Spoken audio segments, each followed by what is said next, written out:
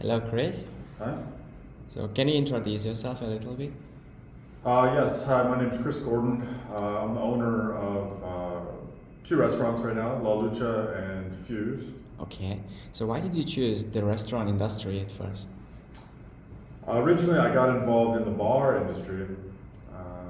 An important thing about a business is the lifestyle that is around the business. So, the bar lifestyle, you're often up very late and you're around Yeah. drunk people a lot, which can be fun at times, but also can be tiresome. So, we wanted to transition to the restaurant industry, and so we chose. We just tried it and been in it for 7 years now. Oh, very cool. Okay. Are you satisfied with this business? If yes, why? Well, I'm certainly satisfied in that we're making a good living and able to pursue more opportunities. At the moment, we're actually in the middle of, we're about to open a third restaurant in the next Yeah. week. So obviously I'm happy about that. Business can always be better, and there's always dangerous moments ahead. So you never know when the business could go down or if it could go Yeah. up. So our plan is just to keep working hard, and Oh, hopefully we'll keep going on. thank you. So, why La Lucha? La Lucha is a Mexican restaurant. At the time, um, our idea was to, when we open a business, we always look for a gap in the area that we want to open in, what is not there, and how could we possibly fill that need that is maybe not being met. And so at the time, we thought that in the area we are, Bunda, that Mexican food was not really being met. Plus, I'm an American, and so as an American, I grew up eating a lot of Mexican food and kind of missed it in Korea. Oh, okay, cool. So, what are the major or primary products selling in your company? Well, in La Lucha, our main item is the fajita, which is a two or three person meal with meat and cheese. Pretty simple, and then homemade tortillas, and then so Mexican food items: fajitas, quesadillas, tacos, burritos are our main Okay. sellers. Can you tell a little bit about strengths and weaknesses of your restaurant? I think a weakness of our restaurant is that the preparation time can be quite hard for workers. There's a lot of prep, especially during busy times. So the kitchen can be hot, and it can be hard to find workers. So sometimes keeping consistency can be a challenge. Yes.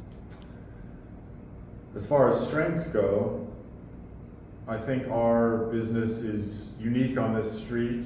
It has a different look than other businesses. When we are fully staffed and are in a period where everybody's trained well, the food can come out very fast, and it's a satisfying food that people will come back for. Okay. So, what are some promotional activities that you use to attract customers? Honestly, we don't do much. We do some Instagram stuff, and we've tried blogging and stuff in the past with different projects. Really, the best advertisement is if people are in your restaurant and other people see that it's busy. Yeah. There's no amount of advertising you can do that's better than that. Okay. People, especially in this country, are attracted to groups. So we get a lot of customers that don't even have any idea what the restaurant is. They just see a lot of people there and they want to be part of the energy. And so, that's something you can't really buy. Yeah. So in our minds, advertising, specials, discounts, things like this, these are things to do to try to build up your customer base. But if you already have a customer base, there's no reason to really give specials. So we don't do lunch specials. We don't offer I see. discounts for different time of day. Yeah. Because at the moment we don't have to. Okay. So.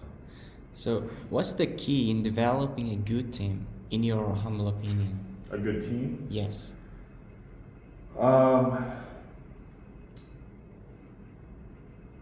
it's probably the most challenging thing about running a business. I think we've gotten maybe a little better at it as time goes on. One thing is not allowing, if a negative worker comes in or a lazy worker comes in with somebody with a bad attitude, to try to get rid of them as quickly as possible. Mm. Because one bad worker can cause many problems in a team environment. So other than that, we look for people that can work more than that have experience. Yeah. Because you can't really teach somebody how to work. You can teach them the specific duties of a job, but that usually people either know how to work and work with others, or they don't. And some people just can't do it, and some people can do it. So we try to keep as many of the people that can do it as possible. Oh, all right. Thanks. So, what is the main role as a restaurant owner, in your opinion? What is like my role? Yes. Our role is to keep the machine rolling. Is the basic one. So that's to find the workers, to get the products in. Yes. To keep selling, to do quality control, to make sure that the product is coming out consistently. So that means checking reviews, watching customer feedback, paying attention to the product coming out of the kitchen, and then the product that the customers leave on the table.